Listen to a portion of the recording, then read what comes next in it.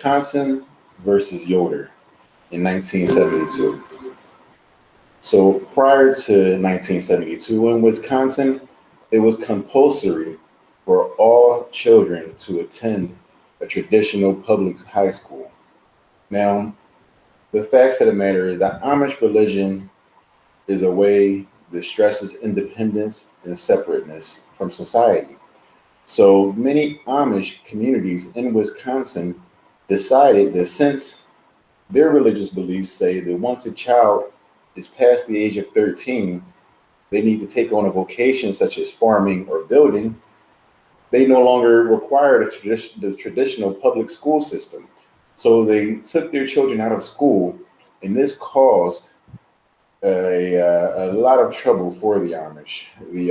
The school district in Wisconsin actually placed charges on individuals such as Yoder, who was a father that was adamant in his religious way of life. And so they actually had to take this case up to the Supreme Court. And this is how Wisconsin versus Yoder began. So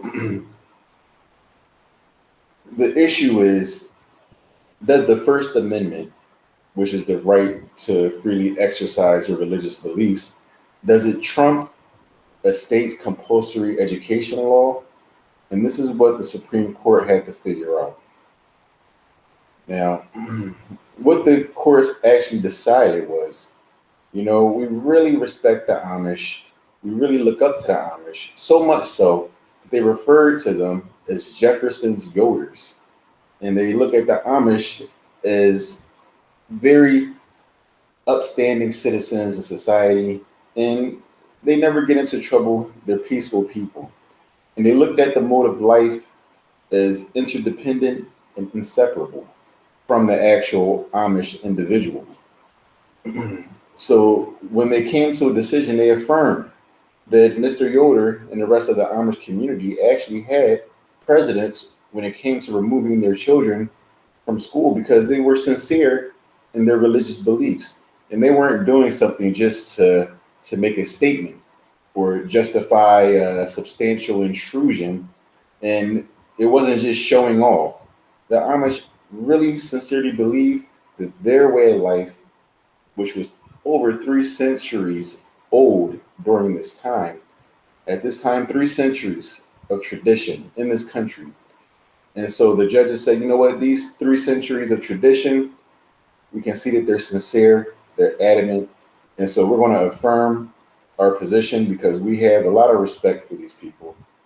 We're going to let them go ahead, practice their religion, and trump the state's compulsory education law.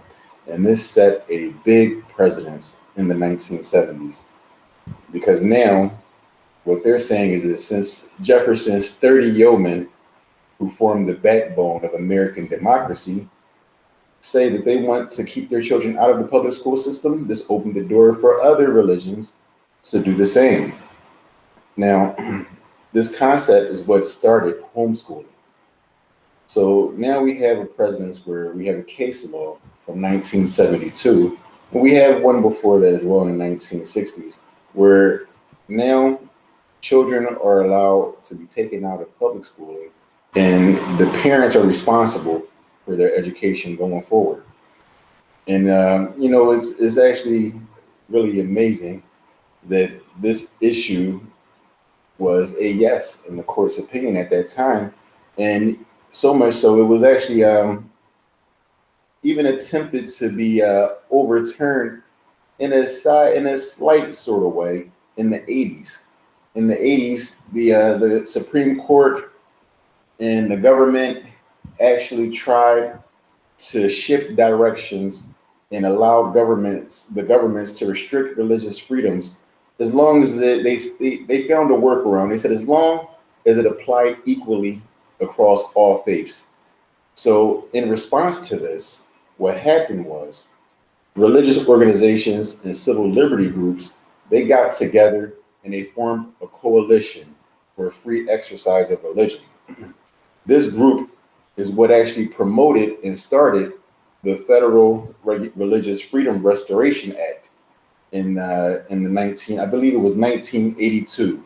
This act was started, and what happened was what this act says, what the RFRA actually states is the government could not burden a person's exercise of religion unless they could prove the burden was to further a compelling government interest and that they were using the least restrictive means of furthering government interest. And what this did when they passed this act was it restored the original balance that was set in place by Wisconsin versus Yoder in 1972, and the other case in 1963, which was Sherbert versus Verner. Now, if you'd like more information on either of these cases or the Federal Religious Freedom Restoration Act, you can actually go to these sources that I have up on the screen. You can go to the School Law for K through 12 Educators, written by Frank Aquila, or you can refer to A Homeschooler's History of Homeschooling. And these are two great sources. And you can also refer to your state's website to look up the current laws of homeschooling in your state. Thank you.